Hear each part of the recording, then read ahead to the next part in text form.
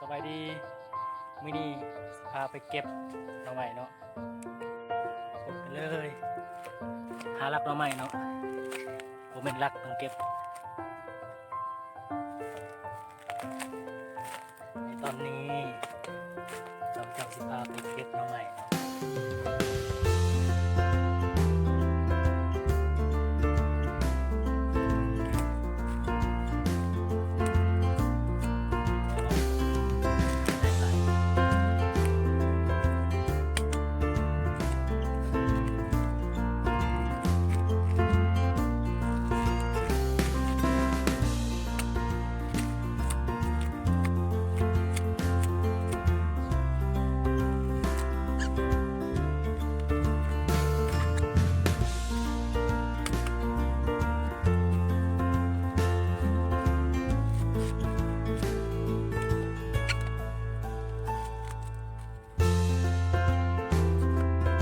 สองเนาะ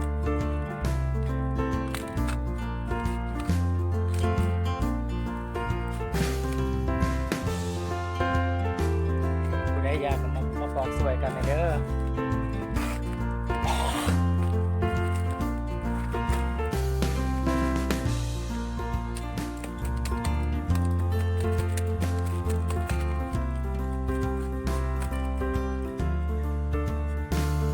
บ้านนี้เป็นหน่อไม้เนาะบ้านจักเนาะ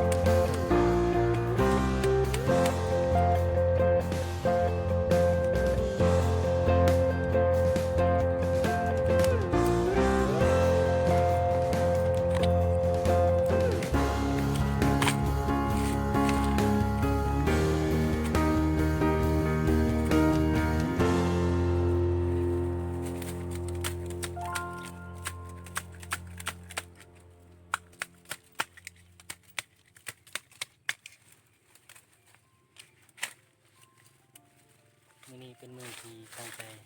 ไปหาหน่อไม้อย่างเดียวบ่ได้เฮ็ดหยังเลยได้แต่หน่อไม้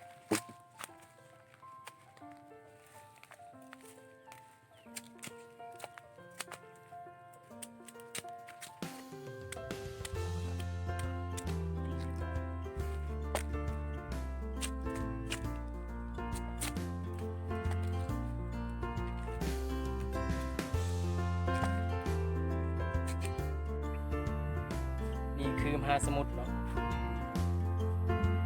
มหาสมุทรอาร์กติกที่คอยจะตั้งชื่อให้นี่ก็เป็นมหาสมุทรที่สองมันคือมหาสมุทรไอ้ตอนนี้ก็นี่เห็นบ่การรับเป็นการรับกันหาใหม่เนาะ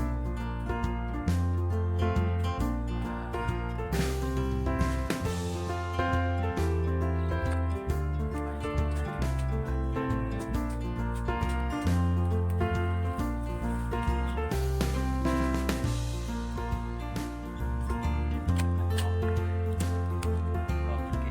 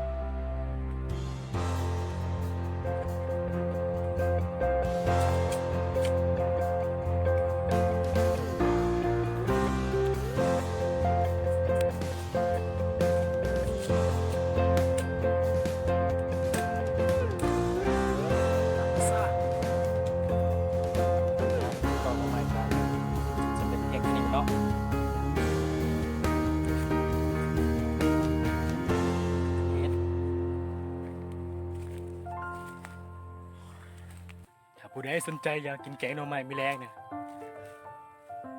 มาหาเล่นที่ห้องพักเด้อสิแกงให้กินสนอกบ๊ายบาย